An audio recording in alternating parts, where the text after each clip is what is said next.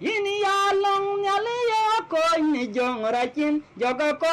badu chen babelo dur an ko chang dun lajik chang dun de dor chang piet chinatek tok chang dun de nier wadu kapi wadu kai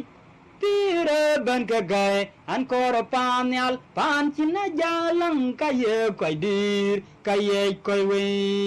chowa ya luang du bawe du pyo nang ran in kor du a cholir awaya ye chwada we di chen ler bandit gam ya ere ti yara gain wadu kapi wadu kai pire ban ka gai an koro panyal pan china jalang kaye koi dir kaye koi we Duanen chang mu gurin kuni cheli ya tiang neriat bayin ya lek ni gan lui te china bom ku yan koi ni jong rai ne pinom wadu kapi wadu kai